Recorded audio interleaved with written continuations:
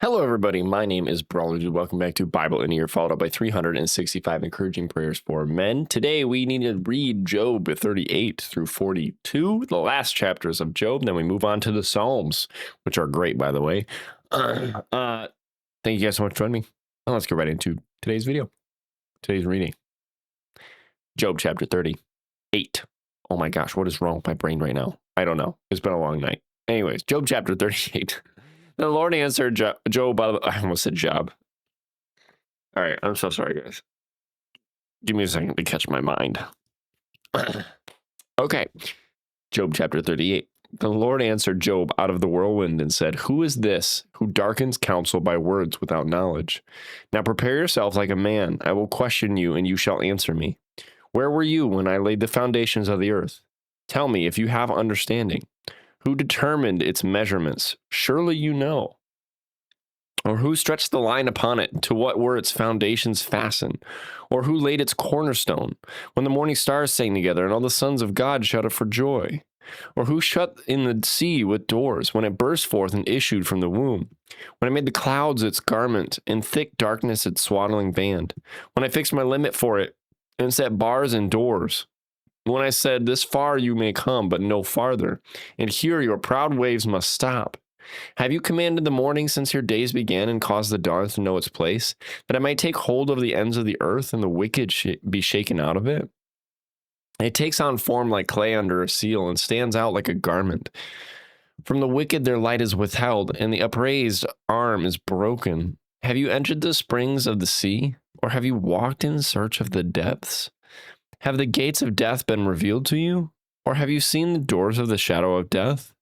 Have you comprehended the breadth of the earth? Tell me, if you know all this. Where is the way to the dwelling of light? In darkness, where is its place, that you may take it to its territory, that you may know the paths to its home? Do you know it because you were born then, or because the number of your days is great? Have you entered the treasury of snow, or have you seen the treasury of hail, which I have reserved for the time of trouble, for the day of battle and war? By what way is light diffused, or the east wind scattered over the earth? Who has divided a channel for the overflowing water, or a path for the thunderbolt, to cause it to rain on a land where there is no one, a wilderness in which there is no man? To satisfy the desolate waste, and cause to spring forth the growth of tender grass? Has the rain a father? Or who has begotten the drops of dew? From whose womb comes the ice? And the frost of heaven, who gives it birth? The water is hardened like stone, and the surface of the deep is frozen. Can you bind the cluster of the Pleiades, or loose the belt of Orion? Can you bring out Mazzaroth in its season? Or can you guide the great bear with its cubs? Do you know the ordinances of the heavens? Can you set their dominion over the earth? Can you lift up your voice to the clouds, that an abundance of water may cover you? Can you send out lightnings, that they may go and say to you, here we are? Who has put wisdom in the mind? Or who has given understanding to the heart? Who can number the clouds by wisdom? Or who can pour out the bottles of heaven, when the dust hardens and clumps and the clod clings together? Can you hunt the prey for the lion, or satisfy the appetite of the young lions, when they crouch in their dens, or lurk in their lairs to lie in wait? Who provides food for the raven, when its young ones cry to God, and wander about for lack of food? Job chapter 39. Do you know the time when the wild mountain goats bear young? Or can you mark when the deer gives birth? Can you number the months that they fulfill? Or do you know the time when they bear young? They bow down, they bring forth their young, they deliver their offspring. Their young ones are healthy, they grow strong with grain. They depart and do not return to them. Who set the wild donkey free? Who loosed the bonds of the onager? Whose home I have made the wilderness, and the barren land his dwelling? He scorns the tumult of the city. He does not heed the shouts of the driver. The range of the mountains is his pasture, and he searches after every green thing. Will the wild ox be willing to serve you? Will he bed by your manager? Wow. Can't believe I just said manager. Will he bed by your manger? Can you bind the wild ox in the furrow with ropes, or will he plow the valleys behind you? Will you trust him because his strength is great? I'm still laughing at I'm sorry. My mind is on that now. That's hilarious. But anyways, I'm going to keep going. Or will you leave your labor to him? Will you trust him to bring home your grain and gather it to your threshing floor? The wings of the ostrich wave proudly, but are her wings and pinions like the kindly storks? For she leaves her eggs on the ground and warms them in the dust. She forgets that a foot may crush them, or that a wild beast may break them. She treats her young harshly, as though they were not hers. Her labor is in vain without concern, because God deprived her of wisdom and did not endow her with understanding. When she lifts herself on high, she scorns the horse and its rider. Have you given the horse strength? Have you clothed his neck with thunder? Can you frighten him like a locust? His majestic snorting strikes terror. He paws in the valley and rejoices in his strength. He gallops into the clash of arms.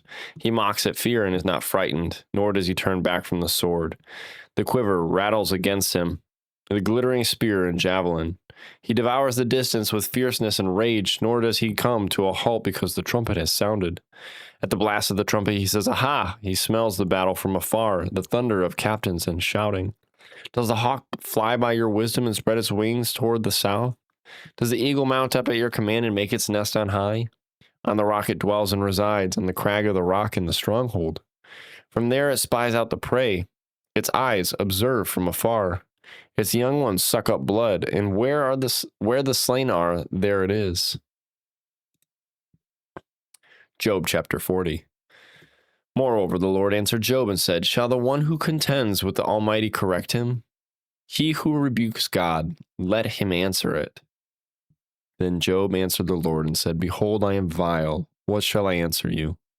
I lay my hand over my mouth. Once I have spoken, but I will not answer. Yes, twice, but I will proceed no further." Then the Lord answered Job out of the whirlwind and said, "Now prepare yourself like a man. I will question you, and you shall answer me. Would you indeed annul my judgment? Would you condemn me that you may be justified? Have you an arm like God, or can you thunder with a voice like his?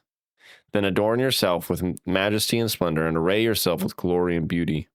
Disperse the rage of your wrath. Look on everyone who is proud and humble him. Look on everyone who is proud and bring him low.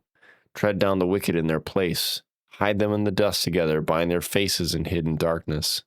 Then I will also confess to you that your own right hand can save you. Look now at the behemoth which I made along with you. He eats grass like an ox. See now, his strength is in his hips, and his power is in his stomach muscles. He moves his tail like a cedar. The sinews of his thighs are tightly knit. His bones are like beams of bronze, his ribs like bars of iron. He is the first of the ways of God. Only he who made him can bring near his sword. Surely the mountains yield food for him, and all the beasts of the field play there. He lies under the lotus trees in a covert of reeds and marsh. The lotus trees cover him with their shade, the willows by the brook surround him. Indeed, the river may rage, yet he is not disturbed. He is confident, though the Jordan gushes into his mouth, though he takes it in his eyes, or one pierces his nose with a snare. Can you draw out Leviathan with a hook, or snare his tongue with a line which you lower? Can you put a reed through his nose, or pierce his jaw with a hook? Will he make many supplications to you? Will he speak softly to you? Will he make a covenant with you? Will you take him as a servant forever? Will you play with him as with a bird, or will you leash him for your maidens? Will your companions make a banquet of him? Will they apportion him among the merchants? Can you fill his skin with harpoons, or his head with fishing spears? Lay your hand on him. Remember the battle. Never do it again. Indeed, any hope of overcoming him is false. Shall one not be overwhelmed at the sight of him? No one is so fierce that he would dare stir him up. Who then is able to stand against me? Who has preceded me that I should pay him? Everything under heaven is mine. I will not conceal his limbs, his mighty power, or his graceful proportions. Who can remove his outer coat, or who can approach him with a double bridle? Who can open the doors of his face with his terrible teeth all around? His rows of scales are his pride, shut up tightly as with a seal.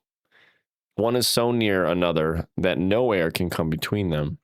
They are joined one to another, they stick together and cannot be parted.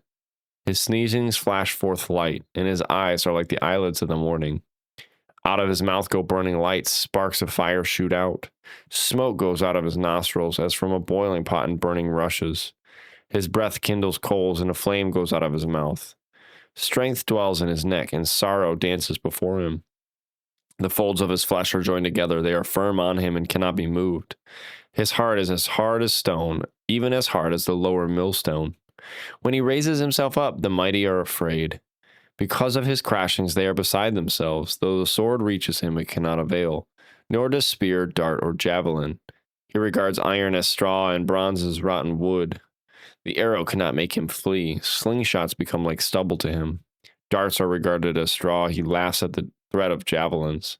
His undersides are like sharp potsherds. He spreads pointed marks in the mire. He makes the deep boil like a pot. He makes the sea like a pot of ointment. He leaves a shining wake behind him. One would think the deep had white hair. On earth there is nothing like him which is made without fear. He beholds every high thing. He is king over all the children of pride. Job chapter 42. Then Job answered the Lord and said, I know that you can do everything, and that no purpose of yours can be withheld from you. You asked, who is this who hides counsel without knowledge? Therefore I have uttered what I did not understand, things too wonderful for me which I did not know. Listen, please, and let me speak. You said, I will question you, and you shall answer me. I have heard of you by the hearing of the ear, but now my eyes see you. Therefore I abhor myself, and repent in dust and ashes. And so it was, after the Lord had spoken these words to Job, that the Lord said to Eliphaz the Temanite, My wrath is aroused against you and your two friends, for you have not spoken to me what is right as my servant Job has. Now therefore take for yourselves 7 bulls and 7 rams. Go to my servant Job, and offer up for yourselves a burnt offering, and my servant Job shall pray for you. For I will accept him, lest I deal with you according to your folly, because you have not spoken to me what is right, as my servant Job has. So Eliphaz the Temanite, and Bildad the Shuhite, and Zophar the Naamathite went and did as the Lord commanded them, for the Lord had accepted Job. And the Lord restored Job's losses when he prayed for his friends. Indeed, the Lord gave Job twice as much as he had before. Then all his brothers, all his sisters, and all those who had been his acquaintances before came to him and ate food with him in his house. And they consoled him and confronted him for all the adversity that the Lord had brought upon him. Each one gave a piece of silver and each a ring of gold. Now the Lord blessed the latter days of Job more than his beginning, for he had 14,000 sheep, 6,000 camels, 1,000 yoke of oxen, and 1,000 female donkeys. He also had 7 sons and 3 daughters. And he called the name of the first Jemima, the name of the second Keziah, the name of the third Keren Hapuk. In all the land there were found no women so beautiful as the daughters of Job, and their father gave them an inheritance among their brothers. After this, Job lived 140 years and saw his children and grandchildren for 4 generations. So Job died old and full of days. And that's it for Job. Oh man, it's such a good book. I loved reading the story of Job. But man, God is so, I was on my way home tonight from church, and I was just looking at the sunset, and it like, I don't know what it was, but there was just something, the way that it looked literally just brought me to tears. The beauty, the glory that I know that God made, it was stunning. I just man. And to think that how beautiful that looks to me, but yet we're his most beautiful creation, human beings.